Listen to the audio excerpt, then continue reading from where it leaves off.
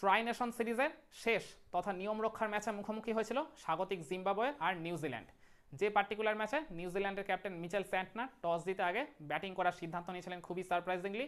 এর মূল কারণটাই হচ্ছে ওই ফাইনালের প্রস্তুতির কথা ভেবে, কারণ এর আগে 5টা ম্যাচে যে টিমই টস জিতেছে তারা আগে বোলিং করার সিদ্ধান্ত নিয়েছে, কিন্তু ওই ফাইনালের ওই প্রস্তুতির কথা বা কিছুটা ড্রেস রিহার্সালের কথা ভেবেই নিউজিল্যান্ড এই জায়গায় আগে ব্যাটিং করার সিদ্ধান্ত নিয়েছে।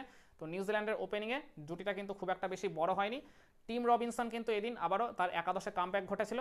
যে টিম রবিনসন প্রথম ম্যাচে 70+ রানের একটা ফ্যান্টাস্টিক ইনিংস খেলার পরও ওই সিনিয়র ক্রিকেটারদের একাদশে কামব্যাকের কারণে তাকে বসতে হয়েছিল বাইরে, তো তিনি এদিন ওপেন করতে নেমে কিন্তু খুব বেশি বড় রানের ইনিংস খেলতে পারলেন না। 10 রান করে তিনি যখন আউট হয়ে যান, মানে নিউজিল্যান্ডের স্কোরটা হয়ে যায় ওই জায়গায় 1 উইকেটে 19। এরপর সেকেন্ড উইকেটে কিন্তু একটা চমৎকার পার্টনারশিপ গড়ে উঠলো ওই তিনে ব্যাটিং করতে নামা রাচিন রবীন্দ্র আর বিধ্বংসী ওপেনার টিম সাইফার্টের মধ্যে 108 রানের।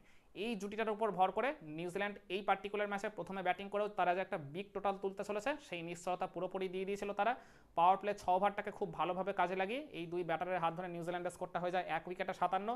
এরপর টিম সাইফার্ট আর এই রাচিন রবীন্দ্রর হাত ধরেই নিউজিল্যান্ডের 100 রানের গন্ডি টপকে যায়। চমৎকার ছন্দে একবারে বিধ্বংসী মেজাজে ব্যাটিং করে জিম্বাবুয়ের বোলারদের উপর তারা জাস্ট একবারে রোলার কোস্টার চালিয়ে দিচ্ছিলেন। কিন্তু বিপত্তিটা ঘটলো ইনিংসের 14 নম্বর ওভারে, যখন ওই মাপোসার একটা র পেসার ডেলিভারিতে রাচিন রবীন্দ্র একটা বড় শট খেলতে গিয়ে তিনি নিজের উইকেটটা খুঁয়ে বসেন মিস টাইমড হয়ে। 63 রান করে তিনি যখন ফেরত চলে যান প্যাভিলিয়নে, নিউজিল্যান্ডের স্কোরটা হয়ে যায় 2 উইকেটে 127।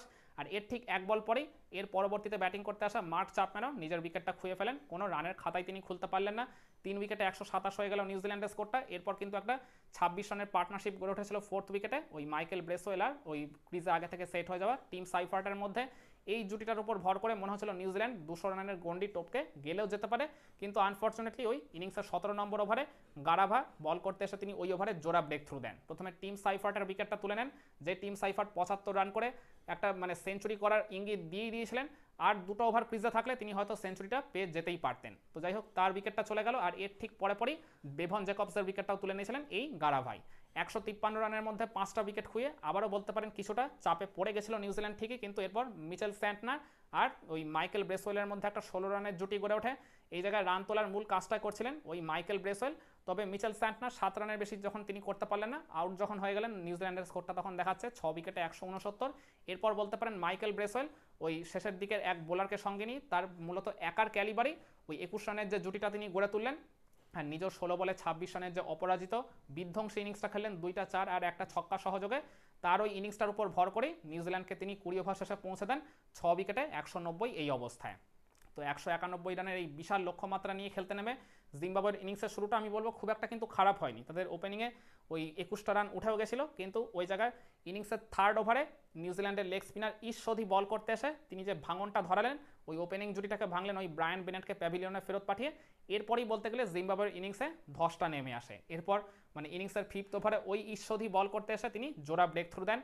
আর এর ঠিক পরেই মানে পাওয়ার প্লের একদম লাস্ট ওভারে মানে জিম্বাবুয়ের এই লাইন আপে সবচেয়ে ডেঞ্জারাস ব্যাটার তাদের ক্যাপ্টেন সিকান্দার রাজাকে যখন ওই ম্যাট হেনরি ফিরিয়ে দিয়েছিলেন, এখানেই বলতে গেলে তারা টোটালি ব্যাকফুটে চলে গেল। ওই পাওয়ার প্লে 6 ওভার শেষেও জিম্বাবুয়ের স্কোরটা ছিল 4 উইকেটে 38।